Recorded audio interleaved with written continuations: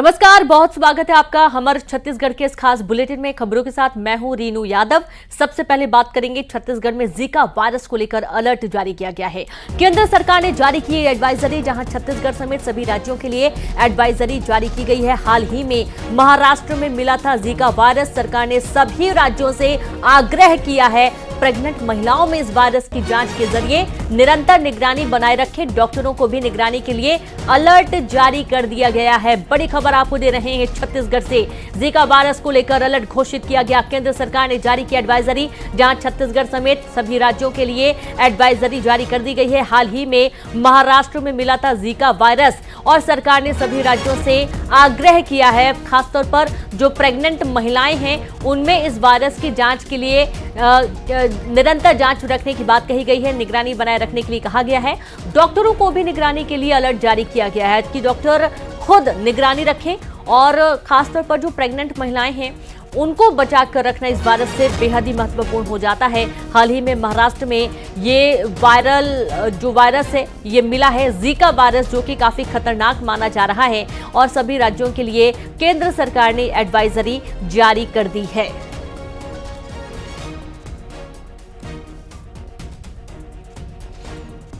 और चलिए सीधे रुक करेंगे, संवाददाता ममता लांजेवार जुड़ गई है। ममता, जीका वायरस की दस्तक महाराष्ट्र में एक मरीज सामने आया है, क्या कुछ एडवाइजरी के अंतर्गत पाया गया है? बिल्कुल, देखिए, महाराष्ट्र में एक मरीज मिलने के बाद में पूरे देश भर में तमाम राज्यों को केंद्र सरकार ने एडवाइजरी जारी की है। छत्तीसगढ़ को भी एडवाइजरी जो है वो जारी की गई है। उसमें कहा गया है कि गर्भवती जो महिलाएं हैं उस पर खास निगरानी रखी जाए और उनके जांच की जाए और अगर वो पॉजिटिव आती हैं तो उनके भ्रूण पर जो है वो नज़र रखी जाए। चूँकि जीका वायरस जो है उससे संक्रमित होने के बाद माइक्रोसेफली और इसके साथ ही अगर बात करें तो न्यूरोलॉजिकल जो प्रॉब्लम्स है वो बच्चे में आ सकती है और इसमें जो का जो सामने का जो हिस्सा है वो चपटा हो जाता है। तो ये बहुत सारी दिक्कतें होती हैं और यही वजह है कि नज़र रखने के लिए कहा गया है। चूँकि महाराष्ट्र जो है वो छत्तीसगढ़ से भी जुड़ा हुआ है, बहुत ज़्यादा दूरी जो है वो नहीं है और लगातार अगर हम बात करें तो लोग आते जाते रहते हैं। तो ऐसे में खासतौर पे कई बार ये भी होता है कि महाराष्ट्र से भी एम्स वगैरह जाँच करवाने के लिए जो है महिलाएँ यहाँ पर पहुँचती हैं, गर्भवती महिलाएँ भी पहुँचती हैं, काफ़ी पास है। तो यही वजह है कि इस एडवाइजरी को जारी करने के बाद में खासतौर पर सतर्कता बरतने के लिए छत्तीसगढ़ के जो सीएमएचओ हैं उनको भी कहा गया है। दूसरी बात, अगर हम ये करें तो डॉक्टरों को भी निर्देश दिए गए हैं। तमाम सीएससी पीएससी यहाँ पर निर्देश दिए गए हैं कि जो गर्भवती महिलाएं हैं उनको खास तौर पे जो है वो फोकस किया जाए कि किसी तरह का कोई संक्रमण तो नहीं है। जीका वायरस में जो जिस तरह के सिम्टम्स दिखते हैं ऐसे कोई सिम्टम तो नहीं दिखाई दे रहे हैं और नॉर्मली गर्भवती महिलाओं की जाँच तो होती ही है। लेकिन अब चूंकि एक केस मिल चुका है महाराष्ट्र में और ये बहुत जीका वायरस को लेकर हमने देखा था कि देश भर में किस तरह की खतरनाक स्थिति जो है जिन राज्यों में मिली थी वहां पर हुई थी और इससे निपटना थोड़ा सा अगर हम बात करें तो काफ़ी चूँकि संक्रमण जो है वो काफ़ी इससे निपटने के लिए काफ़ी मुश्किल होती है और यही वजह है कि पहले से अलर्ट जो है वो जारी किया गया है। जो तो राज्य महामारी नियंत्रण के जो पूर्व प्रदेश के जो प्रमुख थे सुभाष मिश्रा, उनसे भी हमारी बात हुई है। उन्होंने कहा कि ये जो एडवाइजरी जारी की गई है वाकई उसके बाद में जो है पूरे प्रदेश भर में एक तरह से अलर्ट रहने की जरूरत है। बिल्कुल, बहुत जरूरी है ममता, और आप लगातार नजर बना के रखिए। बहुत शुक्रिया तमाम जानकारी साझा करने के लिए। सीएम साई का आज दूसरा जन दर्शन। प्रदेश भर से आए आमजन से सीधे संवाद करेंगे सीएम, जहां जन दर्शन कार्यक्रम के दौरान समस्याओं से संबंधित आवेदन लेंगे मुख्यमंत्री। और पिछले जन दर्शन में बड़ी संख्या में आम जनता पहुंची थी, अपनी समस्याएं बताई थी और उसका तुरंत समाधान करने की भी कोशिश रही है। आमजन से सीधे संवाद आज एक बार फिर से मुख्यमंत्री विष्णुदेव साय करने वाले हैं, जहां सीएम साई का आज दूसरा जन दर्शन कार्यक्रम होगा, जहां प्रदेश भर से आमजन से सीधे संवाद करेंगे मुख्यमंत्री विष्णुदेव साय और जन दर्शन में समस्याओं से संबंधित आवेदन भी लिए जाएंगे। तो पिछले जन दर्शन में बड़ी संख्या में आम जनता पहुंची थी और अपनी बहुत सारी समस्याओं को लेकर जनता पहुंची थी और उन्होंने इस जो कार्यक्रम है जन दर्शन का, इसको लेकर काफी खुशी भी व्यक्त की थी। काफी सकारात्मक पहलू सामने आया था कि आखिरकार जिन समस्याओं को लेकर वो लगातार महीनों भर चक्कर काटते हैं दफ्तरों के, सरकारी दफ्तरों के, अब सीधे उनकी समस्याओं का निवारण होगा। देखिए कितनी बड़ी संख्या है जो कि सीएम से सीधे संवाद करने के लिए पहुंचती है।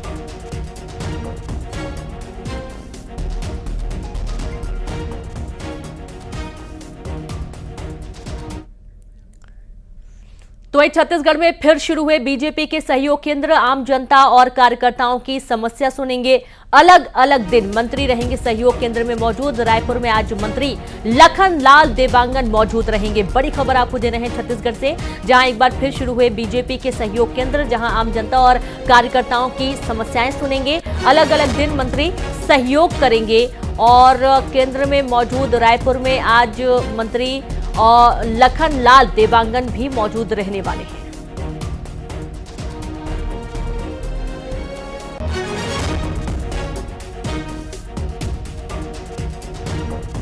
और सीधे रुक करेंगे, संवाददाता तनु वर्मा जुड़ेंगे। तनु, बीजेपी के सहयोग केंद्र एक बार फिर से आम जनता के लिए खुलने जा रहे हैं।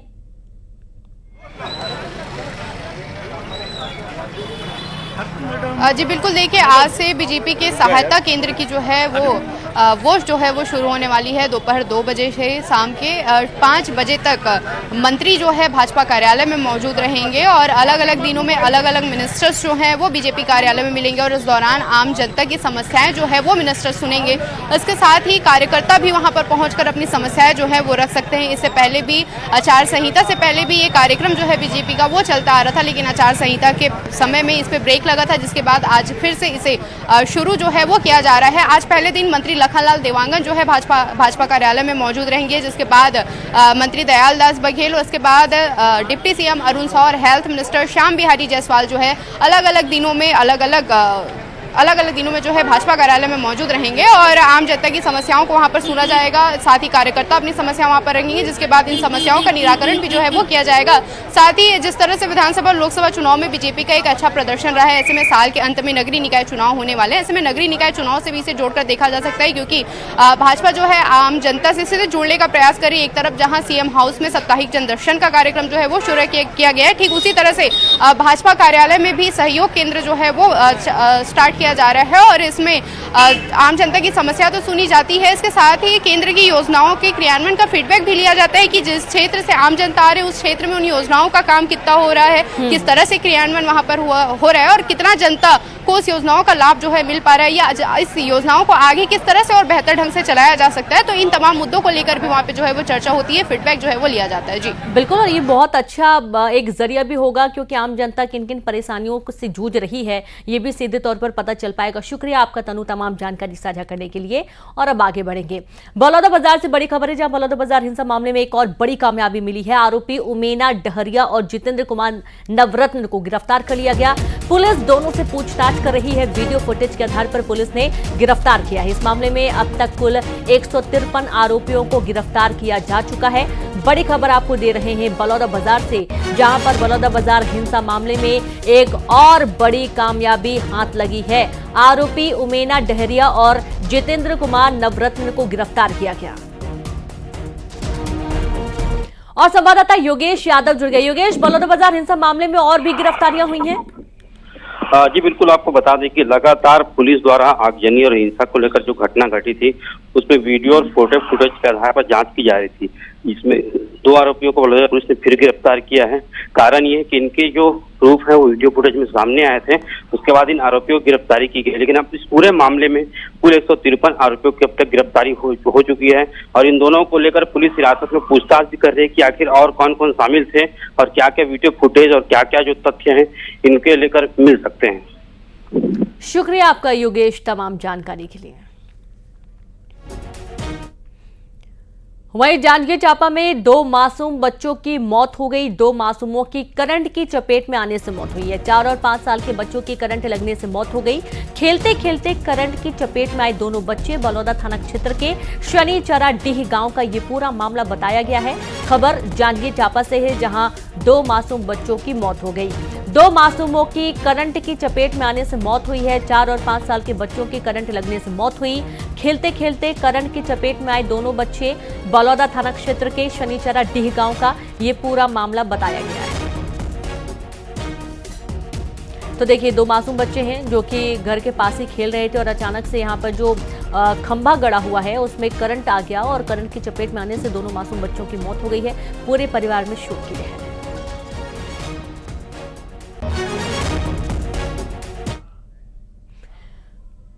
और अब बात करेंगे बंगले पर विवाद की। जी हां, दुर्ग में बंगले को लेकर विवाद हो रहा है। पूर्व गृह मंत्री ताम्रध्वज साहू और बीजेपी विधायक के बीच बंगला विवाद अब जोरों शोरों से विवादित हो चला है।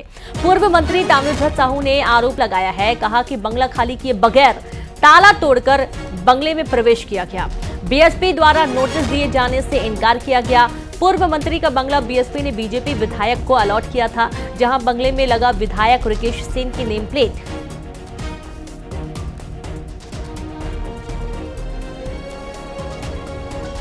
तो बंगला प्रेम आपने पहले भी कई बार सुना होगा, चाहे मध्य प्रदेश हो चाहे छत्तीसगढ़ हो। ताम्रध्वज साहू का जो बंगला है वो रिकेश सेन को अलॉट किया गया था और अब ताम्रध्वज साहू का ये आरोप है कि बंगला खाली किए बगैर ताला तोड़कर उस बंगले में प्रवेश किया गया। भिलाई स्टील प्लांट के द्वारा जनप्रतिनिधियों को, अधिकारियों को बहुत सारे मकान आवंटित किए गए हैं, जो विधायक, सांसद, मंत्री नहीं रहते हुए भी उनके कब्जे में हैं, उनके पोजीशन में हैं। उन पर आज तक भिलाई स्टील प्लांट द्वारा कोई कार्रवाई नहीं की गई है। तो मुझे जो मकान बंटित है उस पर क्यों कार्रवाई की जा रही है या किसी को अलॉट किया जा रहा है बिना मेरी सहमति के? क्योंकि भिलाई का नियम है, जिसके नाम से मकान है वो जब सरेंडर कर देता है मकान वापस।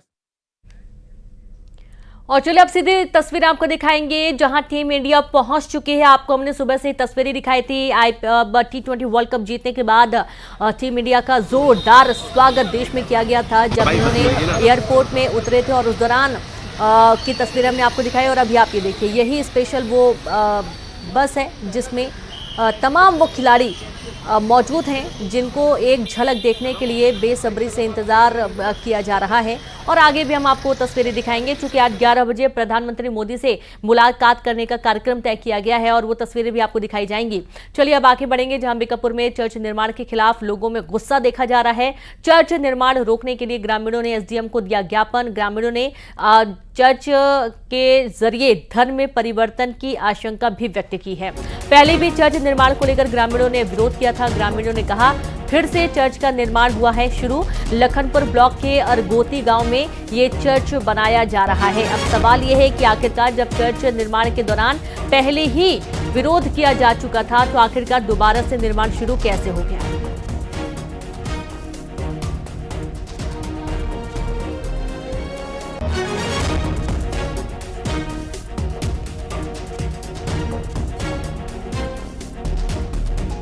और खबर अंबिकापुर से, जहां चर्च निर्माण के खिलाफ लोगों में भारी गुस्सा देखा जा रहा है। लोगों का आरोप है कि चर्च निर्माण पहले जब हो रहा था इसका विरोध किया गया तो निर्माण रुक गया था, एक बार फिर से इसकी शुरुआत हो रही है। एसडीएम को ज्ञापन दिया गया है। ग्रामीणों ने चर्च बनने पर धर्म में परिवर्तन करवाने की भी आशंका व्यक्त की है। पहले भी चर्च निर्माण को लेकर ग्रामीणों ने विरोध किया था। ग्रामीणों ने कहा फिर से चर्च का निर्माण हुआ है शुरू।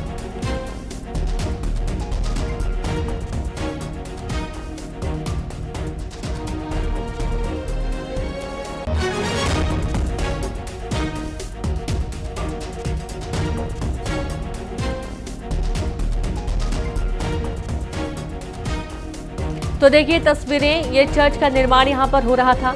लगातार इसका विरोध किया जा रहा है। पहले भी जब विरोध किया गया था तो इस निर्माण को रोक दिया गया, लेकिन एक समय के बाद एक बार फिर से इसका निर्माण कार्य शुरू हो चुका है।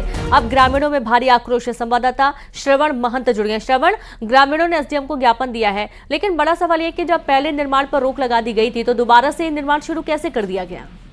जी, इसी बात के लेकर जो ग्रामीण हैं वो आक्रोशित है। पूरा मामला जो है लखनपुर ब्लॉक के ग्राम अरगोती का है। यहाँ पर चर्च का निर्माण कराया जा रहा है, जिससे ग्रामीण जो है पहले से ही खासा आक्रोशित हैं, क्योंकि उनका कहना है कि यहाँ चर्च बनने के बाद धर्म परिवर्तन होगा और इसको रोकने के लिए जो है ग्रामीण पूरा अग्रसर हैं और इसको लेकर के एसडीएम को अभी फिर से ज्ञापन सौंपा है। उनका कहना है कि ये जो चर्च है उसके निर्माण कार्य को रोक लगाया जाए। हालांकि पहले भी ग्रामीणों जो है वो आक्रोशित थे और पहले भी रोक लगाए थे, लेकिन पुनः जब निर्माण कार्य शुरू हुआ है तो इस बार पूरे जो ग्रामीण हैं वो कलेक्टर तक जाने की बात कर रहे हैं, कमिश्नर तक जाने की बात कर रहे हैं, ताकि ये चर्च का निर्माण ना हो सके। ये ग्रामीणों का कहना है कि जो ग्राम पंचायत से बिना पूछे जो बाहरी हैं बताया दिए जा रहे हैं कि केरल से कोई फादर है जो यहाँ पर निर्माण कार्य करा रहा है, इसको पूरी तरह से रोक लगाया जाए। जी बिल्कुल, बहुत शुक्रिया आपका जानकारी के लिए श्रवण। भिलाई के युवक को पुणे में बंधक बनाया गया। काम करने के लिए पुणे गया हुआ था युवक को छोड़ने के लिए मांगे 50,000 रुपए। पैसे देने के बावजूद बंधक युवक को नहीं छोड़ा गया। शिकायत पर पुलिस ने केस दर्ज कर लिया है। सुपेला पुलिस मामले की जांच में जुट गई है। बड़ी खबर भिलाई से है। युवक को पुणे में बंधक बना लिया गया। 50,000 रुपए उसने दे दिए, उसके बावजूद उसको नहीं छोड़ा गया और उसके बाद अब जो परिजन है उन्होंने शिकायत दर्ज करवाई है। बंधक युवक को छुड़ाने के लिए पुलिस में मामला दर्ज करवा दिया गया है। सुपेला पुलिस मामले की जांच में जुट गई है।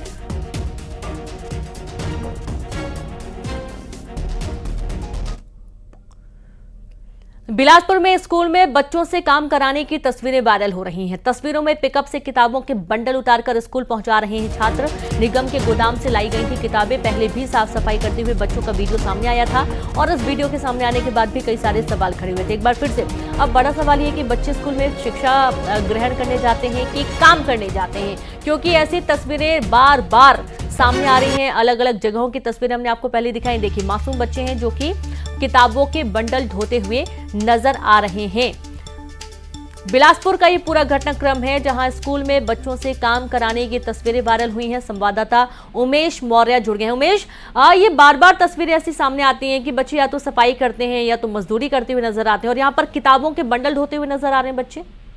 बिल्कुल, देखिए ये पूरा मामला जो है सरकंडा मुक्तिधाम के सामने जो पंडित राम दुलारे स्कूल का है, वहाँ आत्मानंद स्कूल है। वहां पर बच्चों को जो पुस्तक है पाठ्य निगम की वो गोदाम से लाई गई थी और उसको जो है स्कूल के कक्ष में रखवाया जा रहा था। तो निश्चित रूप से इस तरह की लगातार तस्वीरें निकल कर सामने आई। कहीं ना कहीं शिक्षा विभाग पर ये सवालिया निशान खड़े करते हैं, उस संबंधित विभाग पर सवालिया निशान खड़ते हैं, प्रिंसिपल और जो स्टाफ है उन पर सवाल खड़े करते हैं कि इस तरह की स्थितियां क्यों निर्मित होती है। क्या उनके लिए वहां पर जो चपरासी है, जो अन्य कर्मचारी हैं, वो व्यवस्था के लिए तैनात रहते हैं, बावजूद उसके बच्चों से इस तरह का काम कराया जाता है। तो कहीं ना कहीं ये मामला निकल कर लगातार सामने आता है। हालांकि विभाग जरूर प्राथमिक कार्रवाई करता है, लेकिन एक कड़ी कार्रवाई करने की जरूरत है ताकि इस तरह की दोबारा घटनाएं ना हो।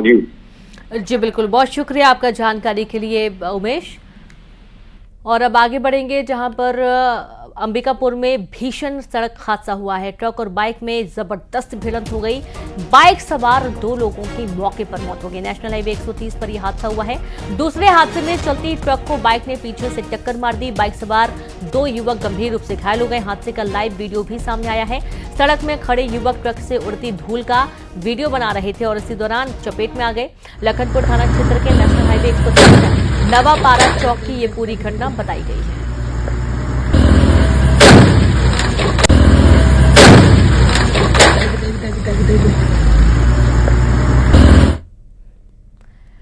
तो वहीं बलरामपुर में धान खरीदी में गड़बड़ी पर बड़ा एक्शन लिया गया। 1 करोड़ 10 लाख की धान खरीदी में गड़बड़ी पाई गई है। 12 लोगों के खिलाफ केस दर्ज हुआ है। 3,576 क्विंटल धान और 12,983 नग बारदाना कम मिला है। धान उपार्जन केंद्र विजयनगर का ये पूरा मामला बताया गया है।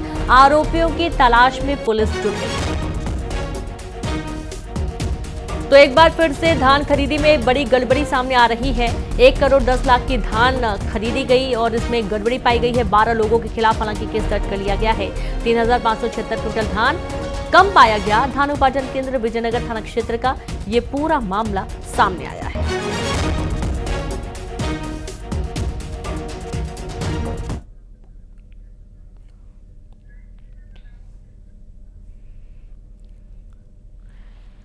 तो देखिए, एक बार फिर से धान खरीदी में गड़बड़ी हुई है। और चलिए अब देखेंगे 20 बड़ी खबरें तेज अंदाज में।